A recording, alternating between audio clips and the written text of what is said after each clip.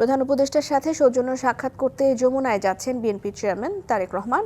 আরও জানাতে সেখান থেকে সরাসরি যুক্ত হচ্ছেন সহকর্মী হাসিব পান্থ।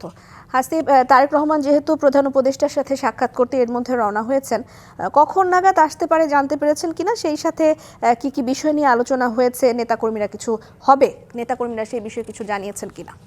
রিদওয়ান, আপনি যেমনটি বলছিলেন, আসলে আজ প্রধান উপদেষ্টার কার্যালয় থেকেই বিশেষ সূত্রে আমরা জানতে পেরেছিলাম যে বিকাল 4টা কিংবা 5টা নাগাদ বিএনপির চেয়ারম্যান তারেক রহমান তিনি আসবেন সপরিবারে, অর্থাৎ তার স্ত্রী, কন্যা সবাই মিলেই তার সঙ্গে আসবেন এবং সৌজন্য সাক্ষাৎ করবেন। তবে সময় কিছুটা গড়িয়েছে, সন্ধ্যা হয়েছে, তিনি রওনা করেছেন, হয়তো কিছুক্ষণের মধ্যেই তিনি চলে আসবেন। তবে বিশেষ সূত্র যেটি বলছে যে আসলে রাজনৈতিক কোনো এজেন্ডা নিয়ে তেমন একটি আলোচনা হয়তো নাও হতে পারে। তবে আগামী যে জাতীয় নির্বাচন, সেই নির্বাচনকে ঘিরে ইতিমধ্যে দেশের যে আইন শৃঙ্খলা রক্ষা যে অবস্থা রয়েছে বা শৃঙ্খলার যে অবস্থাটি রয়েছে, সেই বিষয় নিয়ে হয়তো বা কোনো আলাপ আলোচনা অন্তর্বর্তী সরকারের সঙ্গে হতে পারে। এছাড়াও যদি একটু বলি যে এবারই কিন্তু দেশে আসার পর দীর্ঘ 17 বছর নির্যাতিত থাকার পর তারেক রহমান তিনি প্রথম ডক্টর মোহাম্মদ ইউনূসের সঙ্গে সপরিবারে কিন্তু আজ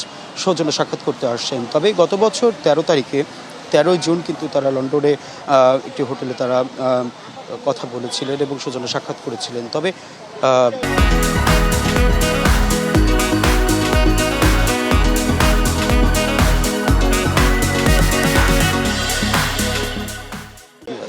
তাদের আলোচনার যে বিষয়টি আসলে কি হতে পারে সে বিষয় নিয়ে কিন্তু এখনও সেভাবে কোনো সুনির্দিষ্ট তথ্য এখন পর্যন্ত পাওয়া যায়নি। তবে বিএনপির সূত্র বলছে, বিশেষ করে আগামী জাতীয় নির্বাচনে রাজনৈতিক অবস্থা, পাশাপাশি নিরাপত্তা জড়িত যে অবস্থাটি রয়েছে সেগুলো কতটুকু মেনটেন করবে, এই সকল বিষয় নিয়ে হয়তো আলোচনা হতে পারে। পাশাপাশি বিশেষ করে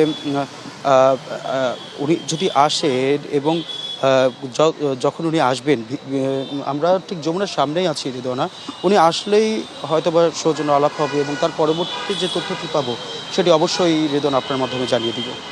আমরা অপেক্ষায় থাকলাম। ধন্যবাদ আপনাকে হাসিব।